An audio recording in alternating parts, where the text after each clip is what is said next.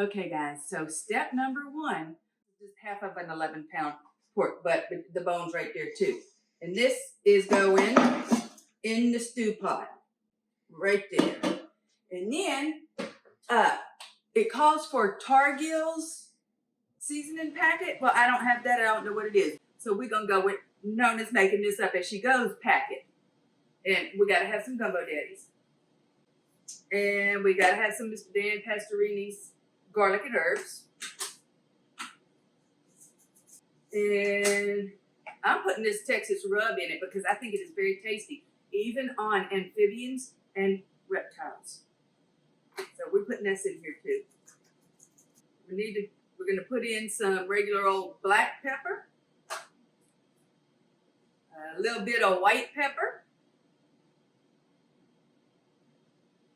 a little bit of cayenne pepper,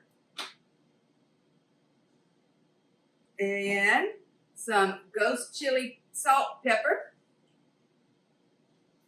And I did not see where it called for any kind of garlic, but I'm going to put garlic in anyway because I like it. Okay, now we're going to fill this pot up and put it on the stove to simmer. 2 inches over the meat. Well, till about 2 inches over the meat. We're going to put it on to simmer, and it's 2 hours. Simmer about 2 hours. So that's what we're looking at here. Okay, now, while the meat is cooking, we got to prep the hog casing. That's the intestines right here. And we're just going to run water through them a couple of times. It's clean. Get your pig's intestines all cleaned out. Okay. And then you're just going to soak the casings in a little bowl of warm water.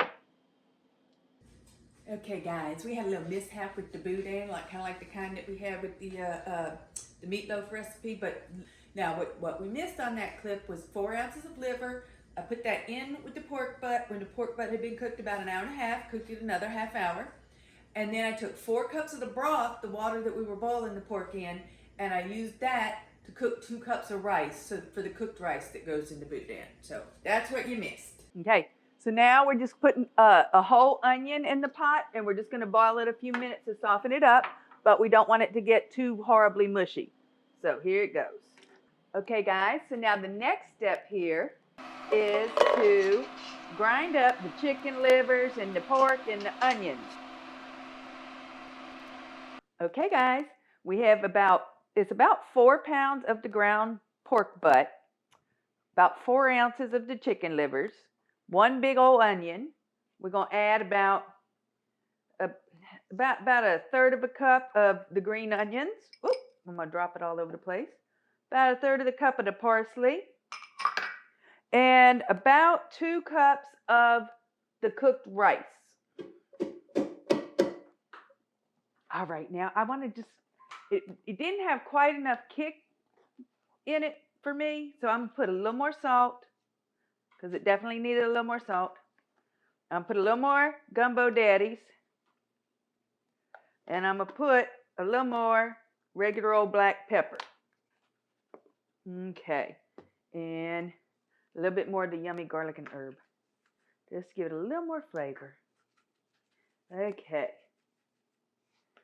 So.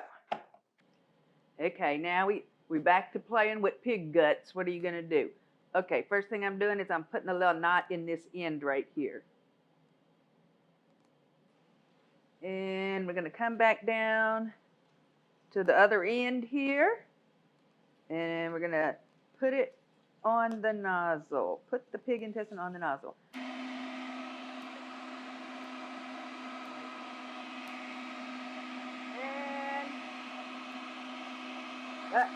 quick.